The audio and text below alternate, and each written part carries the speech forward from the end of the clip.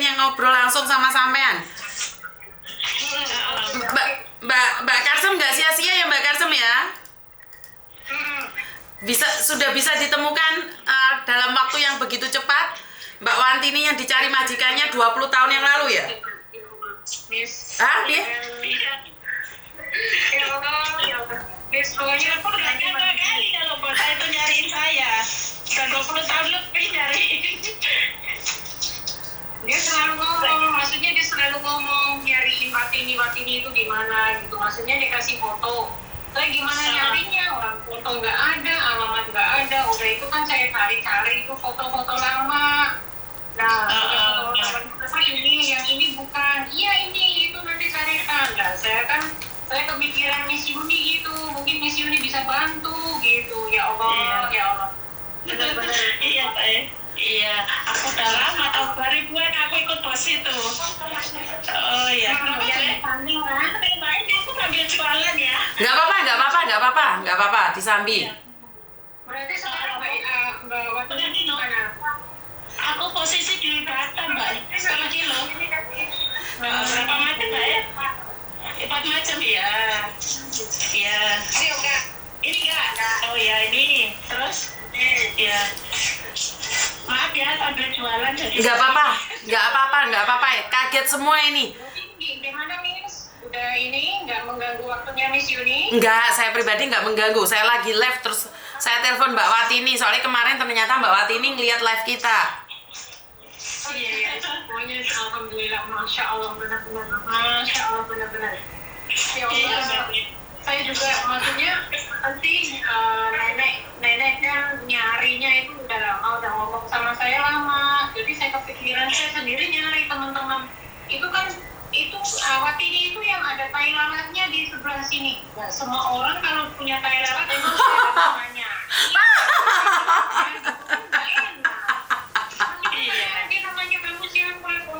Tai lalatnya itu suruh ditanya namamu siapa, asalnya dari mana gitu. Yang tanya juga, maksudnya kalau saya nggak ada foto gitu gimana saya nyarinya gitu. Iya. Iya.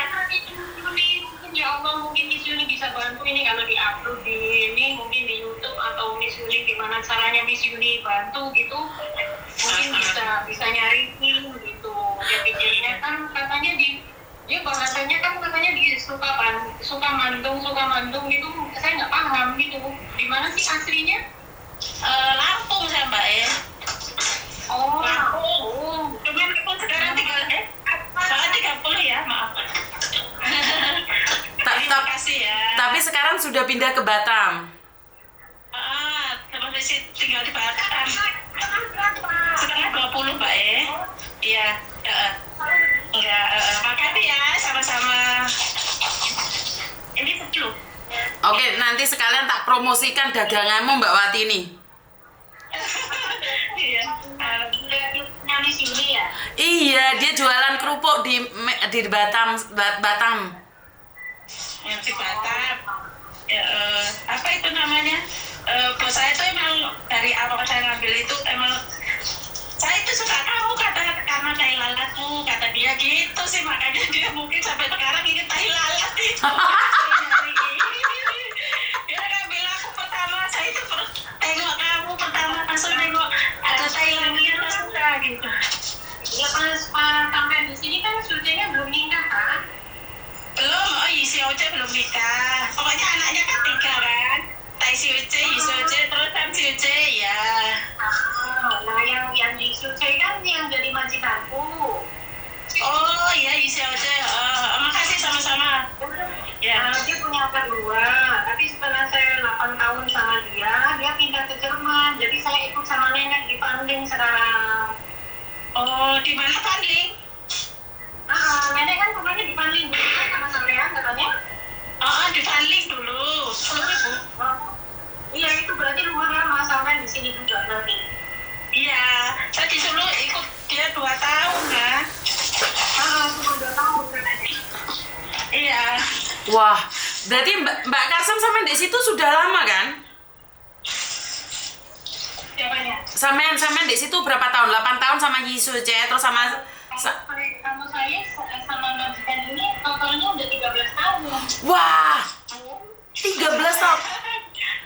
Dari tahun 2011. 2011, oh memang majikan baik ini. Salam buat majikanmu. Nah, sekarang kalian nih komunikasi satu sama lain, tak matiin dulu. Kalian masih bisa ngobrol. Soalnya saya nerusin live dulu ya.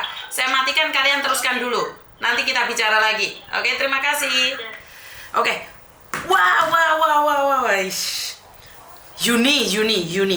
Jadi ini sekarang membuat saya terkaget-kaget lagi. Jadi yang sudah 23 tahun dicari-cari bisa ditemukan. Syukur alhamdulillah karena di tahun 2000-an Mbak Wati ini ikut majikan. Kemarin majikannya mau berbicara sendiri karena ada beberapa majikan yang cari pembantunya, tak suruh buat video dia nggak mau. Ya udah, saya nggak bisa melakukan apapun, bener nggak sih? Dan ini majikannya langsung mau melakukan. Nah, berarti ya sudah bisa ditemukan. Syukur alhamdulillah, terima kasih sekali teman-teman yang sudah nge-share.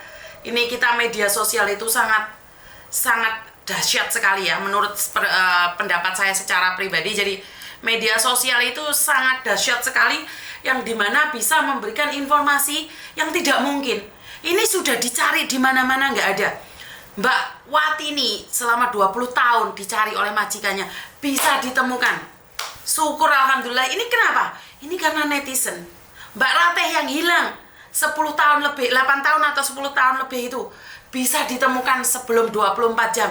Orang yang ada di Malaysia kehilangan keluarganya juga bisa ditemukan. Ini sosial media ini seperti pedang bermata dua. Bisa membantu kita, bisa melakukan yang terbaik, tapi bisa menjatuhkan kita sejatuh-jatuhnya. Jadi terima kasih sekali ya buat teman-teman. Dan satu lagi yang dari Cina, dalam jangka waktu belum 24 jam polisi tahu podcast saya dan mengewer-ngewer foto. Akhirnya polisi Cina pun bisa menemukan salah satu teman kita yang dari mana saya lupa itu, Banten ya, yang dari Banten bisa pulang dalam waktu jangka 1 hari. Waduh, ini podcast saya bukan hanya sekedar curhatan saja. Jadi bukan hanya memberikan solusi. Ternyata curhatan ini bisa mencari orang-orang yang hilang. Wah, ini suatu podcast yang nggak jelas. Jadi podcast ini menjadi tidak jelas sekali arahnya. Saya tangawi banyu kok cangkemku garing kok. Seneni dunia persilatan.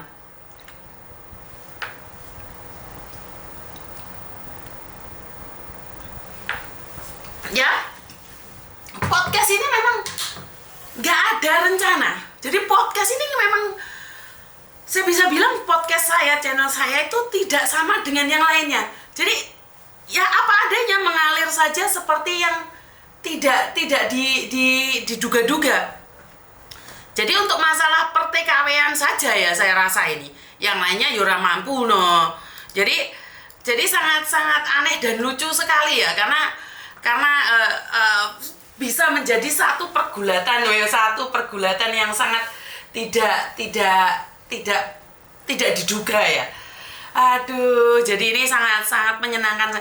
Miss, banyak yang inbox saya nyari orang hilang lah. Loh, kenapa kamu nggak bisa bantu Misu? Ya suruh nyari saya, orang hilang. Syarat-syaratnya cari Miss Yuni dulu. Ya, bisa ditemukan. Jadi ini sangat membantu ya. Karena sebenarnya saya secara pribadi tidak akan menyalahkan siapapun.